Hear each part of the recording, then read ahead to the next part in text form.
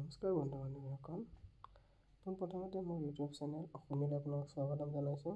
আশা কৰিছোঁ সবেই ভালে আছে। বন্ধু বান্ধৱীসকল, বাতৰি কাকতত প্ৰকাশিত কিছুমান ইণ্টাৰেষ্টিং খবৰসমূহ দিবৰ বাবে আপোনালোকৰ মাজলৈ লৈ আহিছোঁ আজি নতুন এটি ভিডিঅ'। চাওক, ভিডিঅ'টোত আমি আগলৈ কিছুমান গুৰুত্বপূৰ্ণ খবৰ তথা ইণ্টাৰেষ্টিং খবৰসমূহ আলোচনা কৰিছোঁ। আশা কৰিছোঁ সবৰে ভাল লাগিব। যদি ভাল লাগে এটা লাইক কৰিব আৰু কমেণ্ট কৰিবলৈ নাপাহৰিব। 2025 চনৰ প্ৰথমটো সূৰ্যগ্ৰহণ 29 মাৰ্চত হয় বন্ধুসকল। চাওক, ইয়াত দিছে নৱবৰ্ষলৈ মাজত আৰু কেইটামান দিনহে বাকী আছে। এনে এক সময়তে জ্যোতিৰ্বিজ্ঞানীসকলে সদৰি কৰিছে যে 2025 চনৰ প্ৰথমটো সূৰ্যগ্ৰহণ হ'ব 29 মাৰ্চত। বিগত বৰ্ষৰ দৰে ভাৰততো প্ৰথমটো সূৰ্যগ্ৰহণ দেখা নাযাব।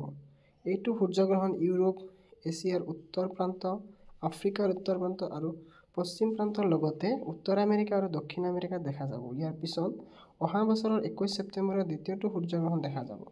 এইটো সূৰ্যগ্ৰহণো ভাৰতত দেখা নাযাব, বৰঞ্চ দক্ষিণ অষ্ট্ৰেলিয়া, আটলাণ্টিক, এণ্টাৰ্কটিকা আৰু প্ৰশান্ত মহাসাগৰৰ কিছু অংশতহে দেখা যাব।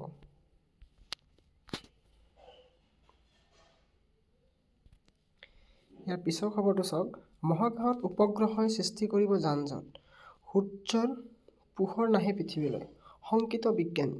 পৃথিৱীৰ তলত থকা কক্ষপথ কিছুদিনৰ পৰা এক প্ৰকাৰ বন্ধ হৈ পৰিব, যাক বিজ্ঞানীসকলে মহাকাশৰ যান-জঁট বুলি অভিহিত কৰিছে। পৃথিৱীৰ পৰা প্ৰায় 1000 কিলোমিটাৰ উচ্চতাত সৃষ্টি হোৱা এনে যান-জঁটৰ বাবে পৃথিৱীলৈ সূৰ্যৰ পোহৰ অহাও বন্ধ হৈ পৰিব। স্বাভাৱিকতে বিজ্ঞানীসকল শংকিত হৈ পৰিছে। দৰাচলতে পৃথিৱীৰ নিম্নত থকা কক্ষপথত বৰ্তমানো 14,000ৰো অধিক উপগ্ৰহই প্ৰদক্ষিণ কৰি আছে। ইয়াৰ সমান্তৰালভাৱে 3,000ৰো অধিক উপগ্ৰহ বিকল হৈ ঘূৰি আছে। ইয়াৰ উপৰিও 12 কোটিৰো অধিক অন্তৰীক্ষৰ আৱৰ্জনা ঘূৰি আছে কক্ষপথত। এইবোৰে মহাকাশত যান-জঁট হিচাপে পৰিগণিত হৈছে। পিছে এনে যান-জঁটৰ বাবেই এতিয়া বিশ্বৰ বিভিন্ন দেশে উপগ্ৰহ বা ৰকেট উৎক্ষেপণৰ ক্ষেত্ৰত সমস্যাৰ সন্মুখীন হ'ব। অন্তৰীক্ষৰ আৱৰ্জনা পৰিষ্কাৰ নকৰিলে যান-জঁটে পৃথিৱীৰ নিম্ন কক্ষপথত বাধাৰ সৃষ্টি কৰিব আৰু মহাকাশলৈও উপগ্ৰহৰ উৎক্ষেপণতো সমস্যাৰ সৃষ্টি হ'ব। এনে অৱস্থাত কেৱল উপগ্ৰহ প্ৰেৰণেই নহয়, অন্তৰীক্ষলৈ মানৱযান প্ৰেৰণতো সমস্যাই দেখা দিব।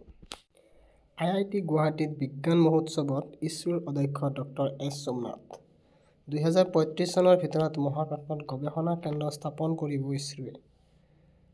শিক্ষাৰ্থীসকল হ'ল বিজ্ঞান আৰু প্ৰযুক্তিবিদ্যাৰ ভৱিষ্যত পথ প্ৰদৰ্শক। এই মন্তব্য ভাৰতীয় মহাকাশ গৱেষণা সংস্থাৰ অধ্যক্ষ ডক্টৰ এছ সোমনাথৰ। IIT গুৱাহাটীত অনুষ্ঠিত ভাৰত আন্তঃৰাষ্ট্ৰীয় বিজ্ঞান মহোৎসৱ 2024ৰ আজি তৃতীয় দিনা ছাত্ৰ বিজ্ঞান পাৰস্পৰিক কাৰ্যসূচীৰ মুখামুখি অনুষ্ঠানত ভাৰতীয় মহাকাশ গৱেষণা সংস্থাৰ অধ্যক্ষ ডক্টৰ এছ সোমনাথে অংশগ্ৰহণ কৰি শিক্ষাৰ্থীসকলক উদ্দেশ্যি এইদৰে কয়। তেওঁ লগতে কয় যে বিজ্ঞান আৰু প্ৰযুক্তিৰ ক্ষেত্ৰসমূহত হোৱা উল্লেখযোগ্য উদ্ভাৱন আৰু অগ্ৰগতিবোৰ বুজি পোৱাটো শিক্ষাৰ্থীসকলৰ বাবে অতি আৱশ্যক। ভাৰত আন্তঃৰাষ্ট্ৰীয় বিজ্ঞান মহোৎসৱে শিক্ষাৰ্থী, শিক্ষক আৰু নীতি নিৰ্ধাৰকসকলক জ্ঞানচালিত ভৱিষ্যত গঢ়িবলৈ সক্ষম কৰিব বুলিও তেওঁ উল্লেখ কৰে। ভাষণৰ মাজতে ইছৰোৰ অধ্যক্ষগৰাকীয়ে মঞ্চৰ পৰা শিক্ষাৰ্থীসকলৰ মাজলৈ নামি আহে আৰু শিক্ষাৰ্থীসকলৰ সৈতে মত বিনিময় কৰে।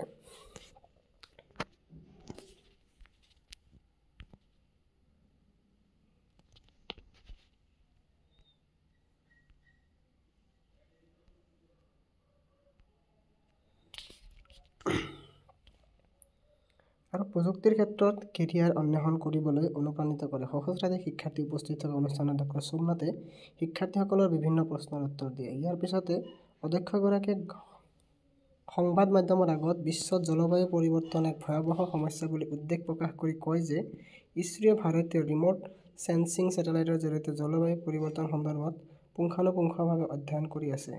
শ্বিলংস্থিত নৰ্থ-ইষ্ট স্পেচ এণ্ড ৰিচাৰ্চ অৰ্গেনাইজেশ্যনৰ জৰিয়তে উত্তৰ পূৰ্বাঞ্চলৰ জলবায়ু পৰিৱৰ্তন সন্দৰ্ভত পৰ্যালোচনা কৰি অহাৰ কথাও তেওঁ অৱগত কৰে। ইপিনে চন্দ্ৰযান-3 দক্ষিণ মেৰুত সফল অৱতৰণ কৰাৰ পিছত চন্দ্ৰযান-4ৰো দক্ষিণ মেৰুত অৱতৰণ কৰিবলৈ পূৰ্ণ প্ৰস্তুতি চলি থকাৰ কথা তেওঁ দোহাৰে। তদুপৰি গগনযান সফল অৱতৰণৰ বাবে প্ৰস্তুতি সম্পূৰ্ণ হৈ উঠাৰ কথা উল্লেখ কৰি অধ্যক্ষগৰাকীয়ে 2035 চনৰ ভিতৰতে ইছৰোৱে মহাকাশত গৱেষণা কেন্দ্ৰ স্থাপন কৰিব বুলি অৱগত কৰে। এই অনুষ্ঠানত এৰ'নটিকেল চিষ্টেমছৰ প্ৰাক্তন সঞ্চালক প্ৰধান অধ্যাপক টেছি থমাছকে ধৰি কেইবাগৰাকী প্ৰখ্যাত ভাৰতীয় বিজ্ঞানী উপস্থিত থাকে। IIT গুৱাহাটীত চলি থকা ভাৰত আন্তঃৰাষ্ট্ৰীয় বিজ্ঞান মহোৎসৱ 2024 আজি তৃতীয় দিনৰ মুখামুখি অনুষ্ঠানৰ উপৰিও ঔদ্যোগিক শৈক্ষিক সহযোগিতা, জ্ঞানৰ আদান-প্ৰদান, কাৰিকৰী অধিৱেশন, শিক্ষাৰ্থী আৰু শিক্ষকসকল সৃষ্টিশীল জ্ঞান আধাৰিত শিক্ষাত অনুপ্ৰাণিত কৰাৰ প্ৰয়াস কৰা হয়। বৈজ্ঞানিক আৰু ঔদ্যোগিক গৱেষণা পৰিষদৰ দ্বাৰা আয়োজিত আৰু ৰাষ্ট্ৰীয় আন্তঃবিষয়ক বিজ্ঞান আৰু প্ৰযুক্তি প্ৰতিষ্ঠান CSIR NIIST তিৰুৱনন্তপুৰমৰ দ্বাৰা পৰিচালিত IIT গুৱাহাটী এই অনুষ্ঠানত আজি সহস্ৰাধিক শিক্ষাৰ্থীয়ে অংশগ্ৰহণ কৰে। আজিৰ দিনটোত ভাৰত আন্তঃৰাষ্ট্ৰীয় বিজ্ঞান মহোৎসৱৰ আন এটা গুৰুত্বপূৰ্ণ দিশ আছিল লেব টু লাইফ উদ্যোগ, য'ত CSIR এই বহনক্ষমতা আৰু প্ৰযুক্তিগত অগ্ৰগতিৰ প্ৰচাৰৰ বাবে তিনিটাকৈ প্ৰযুক্তিৰ স্থানান্তৰণ বুজাবুজিৰ চুক্তিত স্বাক্ষৰ কৰা হয়। বিশেষকৈ বহনক্ষম ব্যৱস্থাপনাৰ ওপৰত গুৰুত্ব দিয়া হয়।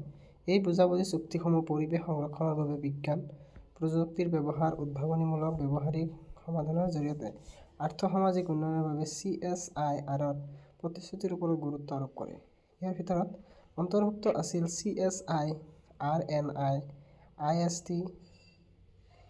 জীৱবিঘ্নিত কাটলাৰী প্ৰযুক্তি বেংগালুৰুৰ দেৱকী ইঞ্জিনিয়াৰিং এণ্টাৰপ্ৰাইজেছলৈ স্থানান্তৰ কৰা হয়।